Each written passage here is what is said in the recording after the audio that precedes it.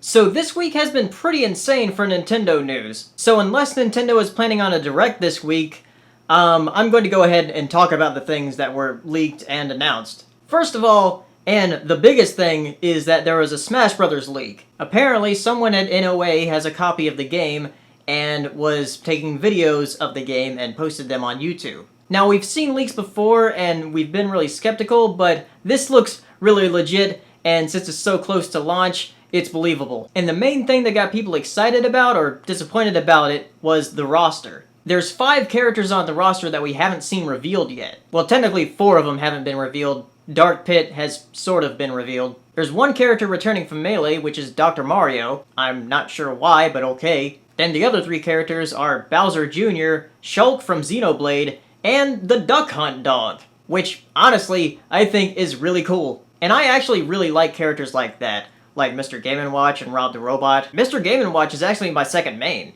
And apparently the leaker also posted that there's going to be DLC characters. That included Mewtwo returning, Ridley finally being in the roster, the Chorusman from Rhythm Heaven, and Mach Rider from Mach Rider, the NES game. You might want to take that for a grain of salt since that was just listed, but the other stuff was an actual video. Now, I've only been showing a few screenshots because I don't want this video taken down, because apparently Nintendo has taken down the videos. So that has led people to believe that that is actually legit and that is a real leak. So maybe the stuff he said about the DLC characters is also true. And it also might be true considering that Nintendo is going to be putting out Mario Kart 8 DLC in November. And from what they're putting in Mario Kart 8 as DLC, it might not be that far-fetched for what the leaker listed as DLC to be true. So I'll just segue into the Mario Kart 8 DLC as the next topic, since the things for Mario Kart 8 DLC is actually really cool. They're actually bringing in other franchises to Mario Kart, making it sort of a Nintendo Kart now. Apparently Link will be a playable character with a Zelda-themed track. There will be an F-Zero themed track with a Blue Falcon car. There's going to be an Animal Crossing track with the Villager and Isabelle playable. And apparently there's also going to be an Excitebike track. So I think for the next iteration of Mario Kart, they should just make it Nintendo Kart. Then make Mario Party Nintendo Party! I mean, why not?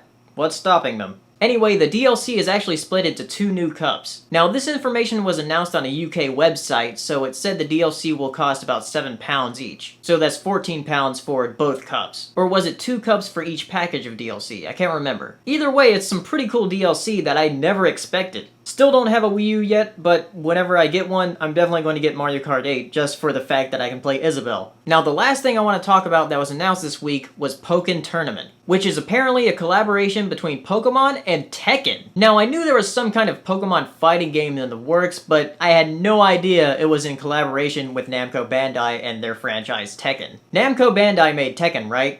I'm not wrong on that? I'm terrible at knowing fighting game stuff. Not really much is known about the game yet, other than the fact it will be coming to Japanese arcades in 2015. So there's going to be an arcade Pokemon fighting game. That is just so weird and awesome at the same time. In the trailer, you see Lucario and Machamp fighting. And it has me wondering, is there only going to be fighting-type Pokemon in the game? Because there are a lot of fighting-type Pokemon. You could make a roster just with those. I mean, there's a lot of Pokemon in general. But obviously, they're going to need to pick and choose to see what kind of roster they want to put in it. So I'm going to leave you with this. What kind of Pokemon would you like to see in Pokken Tournament? Tell me down in the comments, and I'll see you next time. Bye. Hey, if you enjoyed this video, give it a like and share it. And be sure to subscribe for videos I upload every week. And if you're feeling really generous, check out my Patreon page. And as always, thank you for watching. Good evening, ladies and gentlemen. Well, by now we're getting a bit used to winter. We're like soldiers in the middle of a campaign, growing hardened to discomfort and better able to